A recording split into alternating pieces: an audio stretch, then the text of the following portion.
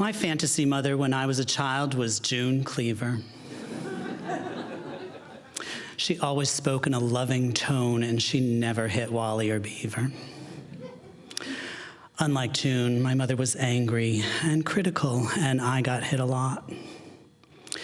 When I suggested it might be nice to get some positive feedback, she said, "You're just like your father. You always want to be told how good you are. My job is to tell you when you're doing something wrong so you don't do it again." When I was a teenager, I asked her why she never said she loved me. And she said, it should be obvious she loved me, and because her mother never said it to her. Whenever my father commended me about something, my mother would invalidate it, sometimes reducing me to tears. My father would always comfort me and tell me not to listen to her because she didn't know any better. Going to college was liberating, but my relationship with my mother continued to erode as I struggled to come out. My mother said that being gay was the kind of thing that got in the newspapers and ruined a family's reputation, and she implored me not to tell my father. 6 weeks after I graduated from college, my father had a massive coronary, and 5 weeks later, he died. After the funeral, my mother told me that she was glad that my father never found out that I was gay, because if he hadn't died of a heart attack, that would have killed him for sure. To numb the pain, I went shopping. For 6 years. But it only made things worse. So I got help. As I began to heal, I learned a lot about myself and who I wanted to be. I also learned that my mother's anger and abuse were not my fault. We still had our challenges, but I knew things were getting better when, out of the blue one day, she told me how impressed she was that I had cleaned up my shopping debt. And another time, she offered to introduce me to a gay man in my hometown. Kept thinking, who are you and what'd you do with my mother?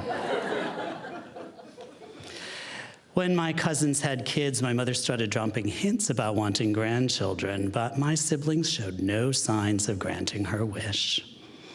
I had always been deeply moved by stories of abandoned orphans, and it bothered me that I had a decent home and a family, imperfect as it was, but the orphans had neither. It felt like the universe was calling me to be a parent, and I couldn't help thinking that a grandchild might help continue to heal the relationship between my mother and me. When I told my mother that I was going to adopt a baby, her reaction was tepid. But when the first 2 pictures of Joel arrived and the date was set for me to go to Vietnam, she went straight to obsessed, doting grandmother-to-be. She begged me to take her shopping. It was a family trait. And although I was leery about buying things before I got Joel, something told me it was really important to her. A few weeks after our last shopping excursion, my mother went to Florida for a month, and 2 weeks later I went to Vietnam to get Joel. I came back from Vietnam on a Friday, and my mother got back from Florida the following Wednesday. She called me Wednesday afternoon and said that she was home, and I said I'll bring Joel to meet her the next morning as we had originally planned. We chatted for a while, and then she stopped suddenly and said that she didn't feel well.